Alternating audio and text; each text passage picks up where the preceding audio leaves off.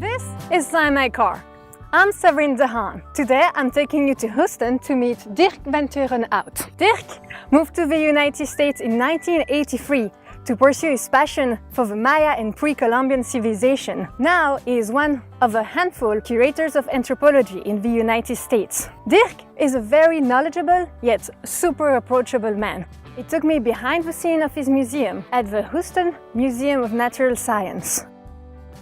His universe is so unique that I ended up making 2 sets of interviews. The following interview is about his life story and his experiences in the United States. My name is Dirk Van Tuerenhout. I am a curator of anthropology at the Houston Museum of Natural Science. Thank you so much, Dirk, for having me here in Houston. Tell me, how did you get to the United States? I came to the United States in 1983, and this was the end result, in a way, of a teacher in 6th grade getting me interested in archaeology. Over time, I got interested in a civilization that was very difficult to study in Europe, and that was the Aztec and the Maya, people that live in the Americas and not in Europe. And in Europe, most of the focus is on Rome and Greece and Egypt. So I tried to take a class here or there, but I couldn't find any. I applied to various schools in the United States, and I was accepted at a university in New Orleans called Tulane University, and that's where I started my studies in 1983. What is the thing that you're the most passionate about in the Maya civilization? They are what they call a pre-Columbian civilization, which is a fancy way of saying pre-Columbus, before Europeans. And that's important because they did things without anybody from the old world coming over on a boat to tell them how to build a pyramid, how to invent writing. They did that themselves. And I think in general that is very, very cool, as they say. Were you able to work in your fields ever since your graduation?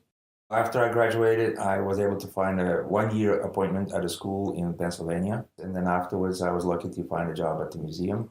And so now, instead of teaching in front of a class, I teach by organizing exhibits and taking people through my classroom, which is the exhibit. That's even cooler. Yeah, now I teach in 3 dimensions instead of 2 dimensions. You have been working for 17 years at the museum as the curator of anthropology. For the people who know nothing about your work, what is a curator? As a curator, in Belgium we use different words, but it's the same idea. You're in charge of a particular collection of items. In my case, they're objects. Other people take care of shells or dinosaur bones or rocks. I take care of artifacts, things that are made by humans. So I'm a curator in the section of anthropology, which back in Europe might be associated more easily with, say, archaeology. Things that people make, pottery, stone tools, stuff like that. The way in which an exhibit is usually put together, if we build it from scratch, because there are 2 different kinds. Mm-hmm. We have traveling exhibits and they come in as a package. So somebody else already wrote the story, selected the object. But if we are doing all of that, it is like teaching in the end, but it's teaching in 3 dimensions. You have to write the story that you want to share with people. Then you have to find the objects, think of it as the pictures in the book, the objects that will illustrate your points.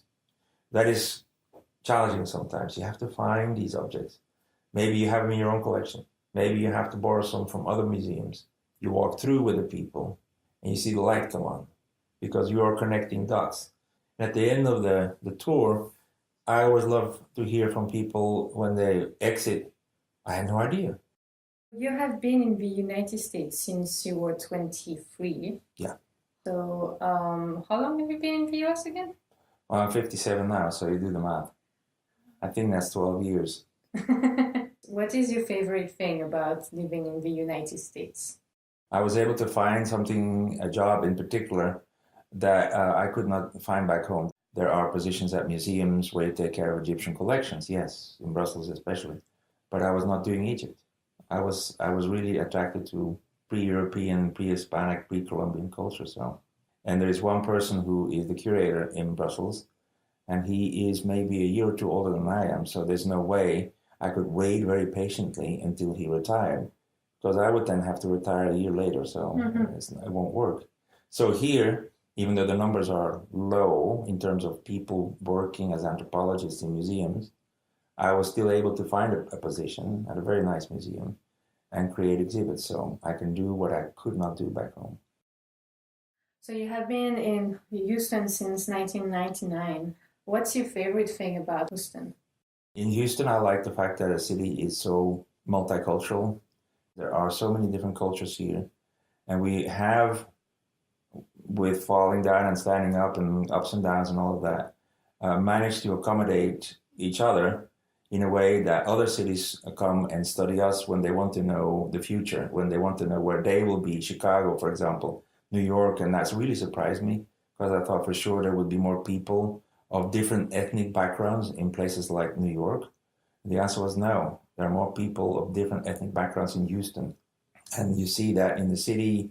You walk around, you sit in a restaurant, you look around, and there's a rainbow of colors and languages being spoken, which I find very, very interesting.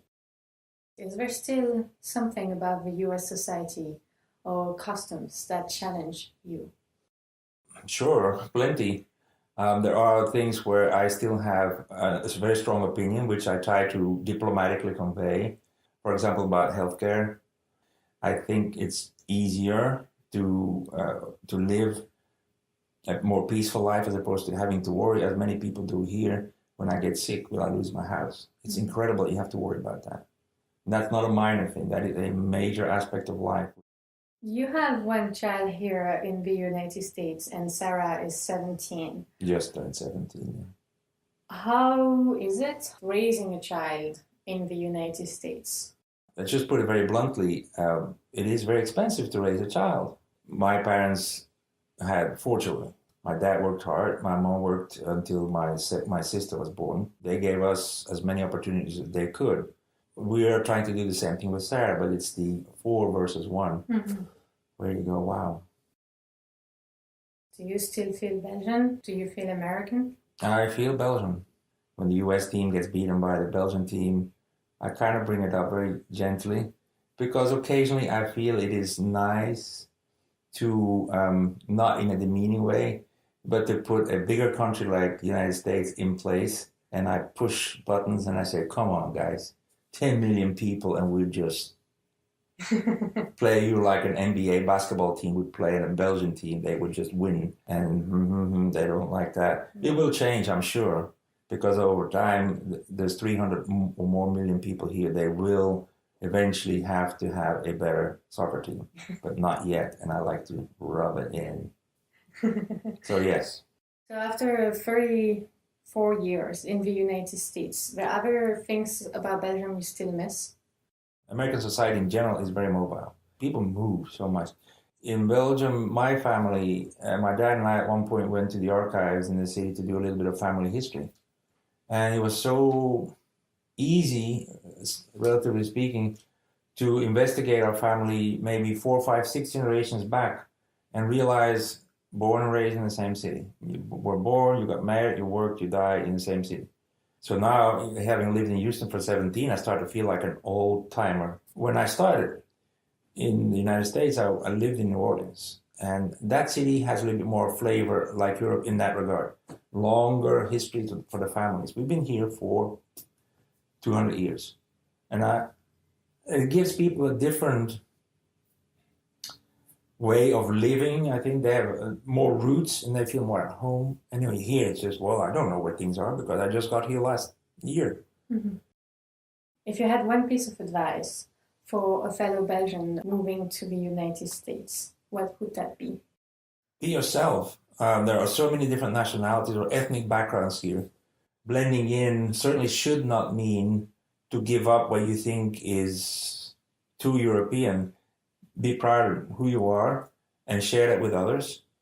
Here and there, a joke, why not? Don't be overly patriotic and say, what we do is always better. Then the question would be, then what are you doing here? Mm-hmm.